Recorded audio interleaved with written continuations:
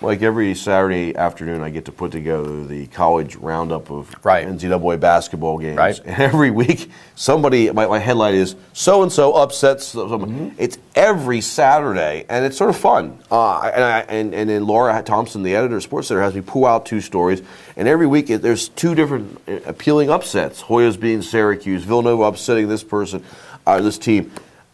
What does that say about the tournament coming up? What should we be expecting in this tournament? Is it going to be a crazy tournament? Is there no good team this year? What do you think? Well, no, I don't agree with that. I've seen a lot of good college basketball this year. I agree with a lot of what the critics are saying, the pundits are sort of saying about the general trend in this sport because of kids leaving early to the NBA. There aren't the historically great teams.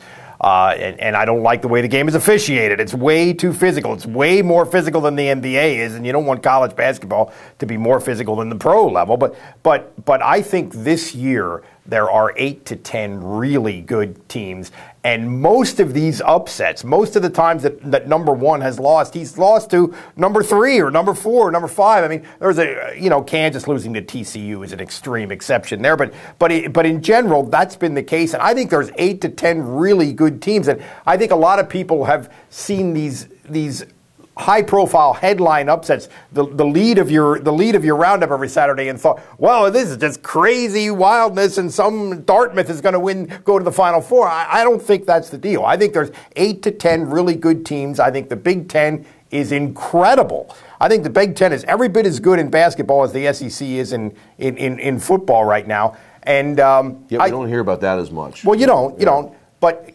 think of that NCAA final 2 years ago, UConn against Butler. I don't think either one of those teams could contend in the Big Ten right now. Yet I could see those type of teams making the Final Four because I see it a little bit differently. I think there's a ton of parity this year, and a team that's going to be got 3 or 4 or 5 seniors on it. The Baltimore UMC. What's the name of that team? Baltimore UMCs or UMBC. Some crazy team. Western Michigan, Southport. I don't know. I'm making up stuff now. Wow. Something you've never heard of before. When all of a sudden, when Jay Billis will be telling you who they've won 14 in a row and they lost by 10 to Michigan in an early game.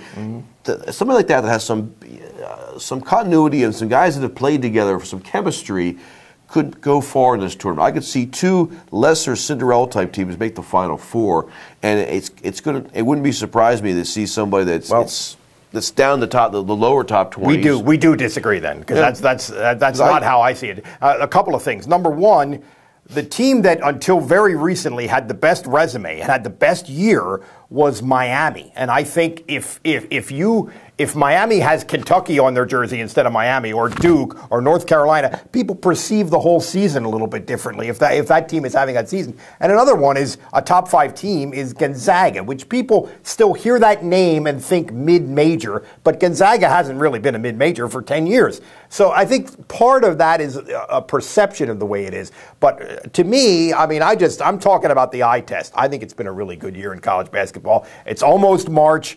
I think it's going to be a great March. I think it's going to be a great tournament. I'm not saying that, and I know you're not. I know you're not. Sure, yeah, I know you're not. And even if Miami pulls this off, that's not a team. They weren't even ranked high at the beginning of the year. They have climbed up to this, and this is good. Kansas, who's ranked high all year, had so many home games this year. They really haven't been tested, and that their conference stinks. Kansas is a little bit of a fraud. So there's where I'm like, and yet the Big East isn't as good as it used to be. So I'm saying, watch out for the Miamis of the world to really make a run this year, because you never expect them to do this in the past.